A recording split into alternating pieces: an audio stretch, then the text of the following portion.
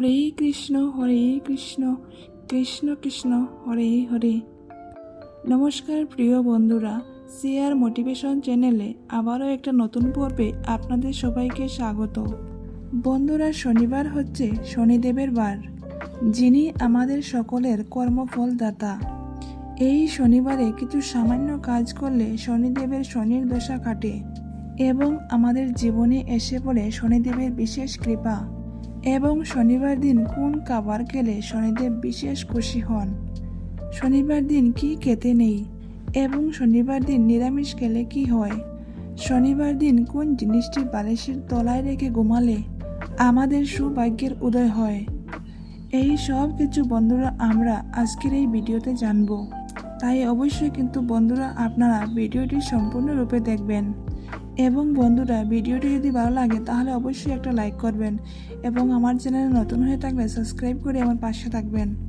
বন্ধুরা, এই কলিযুগে যদি শনিদেব রুষ্ট হন তো জীবনের সকল কার্যে বাধা বিপত্তি আসে। আমাদের বাড়িতে অশান্তি, রোগ ব্যাধি, দুর্ভাগ্য, দরিদ্রতা লেগেই থাকে। এমনকি নানা রকম সমস্যা আমাদের ভুগতে হয়। তাই বন্ধুরা, এই মাসের শনিবারগুলো এই কার্যগুলো করতে আপনারা কখনো ভুলবেন না। বন্ধুরা, দেখবেন আমাদের জীবনে এমন কিছু দোষ লেগে যায় যা থেকে সহজে কিন্তু আমরা মুক্তি পাই না। অনেক পুজো পাঠ, মন্দির ঘুরে দান ধ্যান করেও দেখা যায় যে যেই সমস্যা ছিল তাই রয়েছে, কিছুতেই এর থেকে সমাধান পাওয়া যায় না। জীবন যেন নরকের মতো হয়ে যায়, চারিদিকে দ্বার দেনা। মানুষ এই সমস্ত টেনশনে ডুবে নিজের জীবন পর্যন্ত ত্যাগ করার সিদ্ধান্ত নেয়। কিন্তু বন্ধুরা, মৃত্যুর পর তার সমস্যা তো যায় না, বরং আরও উল্টো বেড়ে যায়। কারণ আয়ু পূর্ণ না হওয়া পর্যন্ত সে এখান থেকে যেতে পারে না। আর একে প্রেত জুনি বলে। এই প্রেত জুনিতে থাকার জন্য সে তার পরিবারকে নানা সমস্যায় ফেলে, ফলে তার পরিবার তার মুক্তির ব্যবস্থা করে। তাই বন্ধুরা, আমাদের বেঁচে থাকতে এই সমস্যার সমাধান খুঁজতে হবে, আমাদের জীবনে লড়তে হবে। বন্ধুরা, আমাদের জীবনে তিনটি কারণে দুর্গতি লেগেই থাকে। এক হলো নেগেটিভ সমস্যা, 2 পিতৃ সমস্যা, 3 শনি মহারাজের সাড়ে। আর এগুলো কিন্তু বন্ধুরা আমাদের কর্মদোষেই হয়। তাই আজকের ভিডিওতে বন্ধুরা আপনাদের যে টোটকাটি বলবো তা যদি আপনারা ঠিক মতো পালন করতে পারেন তো আপনাদের জীবন থেকে 3টি সমস্যাই ম্যাজিকের মতো দূর হবে। হ্যাঁ বন্ধুরা, এতটাই শক্তিশালী এই টোটকাটি। বন্ধুরা, আমরা সকলে জানি যে কাক হচ্ছে শনিদেবের বাহন। এছাড়াও কাককে যমরাজের দূত বলা হয়। আর কুকুর হলো বন্ধুরা ভগবান কাল ভৈরব দেবের বাহন। তাই ভূত প্রেত নেগেটিভ এনার্জিদের কুকুর আগে থেকেই দেখতে পায়। এছাড়াও কুকুরেরা গ্রহের কুপ্রভাব থেকে আমাদেরকে মুক্তি দেয়। ঠিক তেমনি কাক আমাদের বাড়িতে পিতৃলোক থেকে আসা খবর নিয়ে আসে। যদি কোনো জীবাত্মা আমাদের বংশে জন্মগ্রহণ করে বা কারোর মৃত্যুর সময় এসে গেলে কাক আমাদের আগে থেকেই সংকেত দেয়। আর এটা শিব পুরাণে ভগবান শিব মাতা পার্বতীকে নিজেই বলেছেন। তাই আপনারা বন্ধুরা ভালো করে মন দিয়ে এই প্রক্রিয়াটি শুনুন। নাম্বার 1, যদি আপনারা আর্থিক সমস্যা ভোগেন, যদি আপনারা আর্থিক উন্নতি করতে চান তো সবার প্রথমে বন্ধুরা আপনাদের উপর থেকে নেগেটিভ এনার্জি সরাতে হবে। তাই সামান্য কিছু লবণ নিজের হাতে নিয়ে নিজের মাথার উপর থেকে 7 বার ঘুরান। তারপর সেই লবণ খাবারে মিশিয়ে কোনো কালো কুকুরকে 3 রাস্তার মোড়ে খাবার জন্য দিন। তারপর পিছনে ফিরে না দেখে সোজা বাড়িতে এসে হাত পা ধুয়ে ঘরে ঢুকুন। এতে কিন্তু বন্ধুরা সেই কুকুরের কোনো ক্ষতি হবে না, উল্টে সেই নেগেটিভ এনার্জি নাশ হবে। কিছুদিনের মধ্যেই আপনারা এর ফল পেতে শুরু করবেন। নাম্বার 2, কালো তিল। বন্ধুরা, একইভাবে কালো তিল নিজের মাথায় 7 বার ঘুরিয়ে কাক দেখলেই ছড়িয়ে দিন। এতে আপনার বাড়ি থেকে নেগেটিভ এনার্জি কাক পিতৃলোকে নিয়ে চলে যাবে। আর মাথায় ঘোরানোর সময় বন্ধুরা অবশ্যই আপনাদের ইষ্ট দেবতাকে স্মরণ করবেন। এতে কিন্তু বন্ধুরা খুব তাড়াতাড়ি কাজ হবে। আর যদি বন্ধুরা এগুলো কিছুই করতে না পারেন তো প্রত্যেক দিন সন্ধ্যায় কিছু হাতে কর্পূর নিয়ে আপনার ইষ্টের মন্ত্র জপ করার পর মাথায় 7 বার ঘুরিয়ে বাড়ির বাইরে গিয়ে সেটি জ্বালিয়ে দিন। এতে কিছুদিনের মধ্যে আপনাদের বাড়ি থেকে নেগেটিভ শক্তির প্রভাব অনেক কমে যাবে। বন্ধুরা, আপনারা সকলেই জানেন যে শনিদেব হলেন আমাদের কর্মফলের দেবতা। আমাদের করা প্রত্যেকের কর্মফল তিনিই প্রদান করেন। কিন্তু বন্ধুরা, আপনারা কি জানেন যে মা বাবার করা কিছু শাস্তি বা পূর্বজদের করা কিছু ভুল সন্তানদের ভোগ করতে হয়, ফলে সন্তানদের জীবনে নেমে আসে চরম দুর্ভোগ। হ্যাঁ বন্ধুরা, আসলে আমরা যখন কোনো পরিবারে জন্ম নিই তখন সেই পরিবারের সাথে আমাদের একটি কর্মবন্ধনে আবদ্ধ হয়ে যায়, আর সেই সম্পর্ককে বলা হয় ঋণানুবদ্ধ সম্পর্ক। যেমন যখন কোনো ধনী বাড়িতে কেউ জন্মগ্রহণ করে বা কোনো সেলিব্রিটির বাড়িতে জন্মগ্রহণ করে, তখন তারা তার ফল ভোগ করে, যেমন নাম, টাকা পয়সা বা প্রতিপত্তি। যেমন সচিন তেন্ডুলকরের বাড়িতে যে আত্মারা জন্মগ্রহণ করেছে তারা তার বাবার নাম, গুণ, সম্পত্তি সবই ভোগ করছে। আর এর কারণ হলো বন্ধুরা তাদের পূর্বজন্মের কর্মের ফল, এবং শনিদেব তাদের উপর খুবই প্রসন্ন। ফলে বন্ধুরা দেখবেন যে এমন বাড়ির মানুষেরা যাদের মাথায় হাত দেয় তাদের যেন সবকিছু শোনা হয়ে যায়। আবার অপরদিকে এমনও বাড়ি রয়েছে যে সেই বাড়ির মানুষেরা যতই চেষ্টা করুক না কেন কিছুতেই সেই বাড়িতে বন্ধুরা উন্নতি হয় না। আর এর প্রধান কারণ হলো বন্ধুরা সেই বাড়িতে কোনো দোষ রয়েছে। তাই বন্ধুরা আজকের এই ভিডিওতে আমরা জানবো সেই দোষগুলোর ব্যাপারে। তাই বন্ধুরা আপনারা অবশ্যই কিন্তু ভিডিওটি পুরো দেখতে ভুলবেন না। হতে পারে এই ভিডিওটি আপনাদের জীবনের সমস্ত সমস্যার সমাধান করে দেবে। সেই দোষগুলির মধ্যে কিছু দোষ হচ্ছে, যেমন নাম্বার 1, মানসিক পূর্ণ না করা। বন্ধুরা দেখবেন যে যখন আমরা কোনো বিপদে পড়ি তখন আমরা বিভিন্ন রকমের মানসিক করে নেই যে প্রভু আমি তোমায় এই জিনিসটি দেব, বা এই মন্দিরে গিয়ে আমি তোমার পুজো দেব। কিন্তু যখনই বন্ধুরা আমরা বিপদ থেকে মুক্তি পেয়ে যাই তখন আমরা ভুলিয়ে যাই যে কি মানসিক করেছিলাম।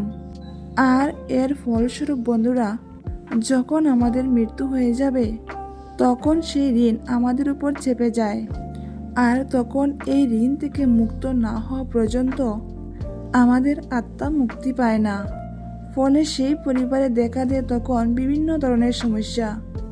আর একেই বন্ধুরা বলা হয় পিতৃদোষ বা দেবতাদের দোষ। ফলে সেই মৃত ব্যক্তি বন্ধুরা সেই বাড়িতে বিভিন্ন ধরনের সংকেত দেয় যাতে আপনি তার মুক্তির ব্যবস্থা করেন। তাই বন্ধুরা এই মানসিক কীভাবে কাজ করে, কারা আপনার মানসিক পূরণ করায়, এই তথ্যটি যদি বন্ধুরা আপনারা শুনেন তাহলে চমকে উঠবেন। নাম্বার 2, বন্ধুরা যদি আমাদের কোনো পূর্বজ কাউকে ঠকায় যার ফলে তাদের পরিবারে অনেক বড় ক্ষতি হয়ে যায়, বা এমন কিছু করে ফেলে যাতে দেবতারা তাদের ক্ষমা করেন না, বন্ধুরা এমন ব্যক্তিও কিন্তু মুক্তি পায় না। আর এর ফলস্বরূপ পুরো বংশকে ভোগ করতে হয় পিতৃদোষের সমস্যা। বা যদি আমাদের বংশে কখনো কেউ কাউকে অভিশাপ দেয় তো বন্ধুরা এর ফলে কিন্তু আমাদেরকে পুরো পরিবারকে কষ্ট ভোগ করতে হয়, আর এর ফল প্রদান করেন স্বয়ং শনিদেব। কিন্তু বন্ধুরা এই সব কিছু থেকে এড়ানোর একমাত্র উপায় হচ্ছে সৎ কর্ম এবং ঈশ্বরের ভক্তি। তাই যখন আমাদের ডাক ঈশ্বরের কাছে পৌঁছে যায় তখন আমরা এই সব কিছু থেকে, সব কর্মবন্ধন থেকে আমরা বেরিয়ে যাই। বা যদি কোনো পুণ্যবান আত্মার আমাদের বাড়িতে আগমন হয় তো বন্ধুরা এই দোষও কিন্তু তখন কেটে যায়। যেমন দেখবেন বাচ্চা হওয়ার পর বা বিবাহের পর কোনো মানুষের ভাগ্য হঠাৎ করে পাল্টে যায়, তারা হঠাৎ করে সৌভাগ্যশালী হয়ে যায়। বন্ধুরা আজকের এই ভিডিওতে আমি যে টোটকাগুলো আপনাদের জানাবো তার মধ্যে যে কোনো টোটকা যদি আপনারা কালকের দিনে করতে পারেন তো বন্ধুরা দেখবেন আপনারা শনি মহারাজের কৃপায় আপনাদের জীবন থেকে সকল বাধা বিপত্তি কেমন নাশ হয়ে গেছে। আসলে বন্ধুরা যদি আমাদের জীবনে শনিদেবের বক্র দৃষ্টি থাকে, তো সেই মানুষটিকে বন্ধুরা বিভিন্ন রকমের সমস্যার সম্মুখীন হতে হয়। তাই বন্ধুরা আজকের এই ভিডিওতে আমরা জানব এই সমস্ত সমস্যা থেকে আপনারা কিভাবে বাইরে বেরোবেন এবং কোন লক্ষণগুলো দেখে আপনারা বুঝবেন যে আপনাদের উপর শনিদেবের বক্র দৃষ্টি পড়েছে। তাই বন্ধুরা ভিডিওটি সম্পূর্ণ দেখবেন এবং কমেন্টে লিখতে ভুলবেন না জয় শনিদেবের জয়। নাম্বার 1, বন্ধুরা কর্মজীবনে আপনি নানান ধরনের সমস্যার সম্মুখীন হচ্ছেন। যদি বন্ধুরা আমাদের জীবনে শনিদেবের বক্রদৃষ্টি এসে পড়ে, তো বন্ধুরা হওয়া কাজও আমাদের বিভিন্ন ধরনের কারণে ভেঙে যায়। হঠাৎ করে আমাদের কর্মজীবনে দোষ লাগে, যার জন্য আমরা দেনার দায়ে ডুবে যাই। সবার কাছে হঠাৎই যেন আমরা খারাপ হয়ে যাই। হঠাৎ করে আমাদের চাকরি চলে যায়, ব্যবসাতে কিছুতেই আমাদের উন্নতি হয় না, বাড়িতে ঝগড়া ঝামেলা অশান্তি রোগ ব্যাধি লেগেই থাকে। আর বন্ধুরা এই সমস্ত কিছু হয় শনিদেবের বক্র দৃষ্টির জন্য। নাম্বার 2, ধীরে ধীরে আমাদের শরীরের আকর্ষণ অর্থাৎ উজ্জ্বলতা কমে যায়। মানে বন্ধুরা এখানে কিন্তু আমি কোনো কালো বা ফর্সার কথা বলছি না। দেখবেন বন্ধুরা যার উপর ভগবানের কৃপা হয়, সে কালো হোক বা ফর্সা, তাকে দেখেই মানুষ তার কথায় আকর্ষিত হয়ে যায়। কিন্তু যার উপর দেব কৃপা থাকে না, ওরা ধীরে ধীরে কালো হয়ে যায়। ফলে তাকে দেখে মনে হয় বন্ধুরা সে যেন অসুস্থ। আর এগুলি বন্ধুরা আমাদের কিছু ভুলের জন্য হয়। তাই চলুন বন্ধুরা জেনে নেই এই সমস্ত সমস্যা থেকে বন্ধুরা আপনারা কি করে বেরোবেন। নাম্বার 1, প্রতিদিন হনুমান চল্লিশা পাঠ করলে বা মঙ্গলবার দিন কোনো হনুমানজির মন্দিরে গিয়ে হনুমানজির পুজো অর্চনা করলে বা বাড়িতেও হনুমানজির নামে একটি প্রদীপ জ্বালালে বন্ধুরা শনিদেব আমাদের ওপর থেকে তার বক্রদৃষ্টি সরিয়ে নেন। কারণ শনিদেব হনুমানজিকে নিজে বলেছেন যে তিনি তার ভক্তদের ওপর কখনো বক্রদৃষ্টি দেবেন না।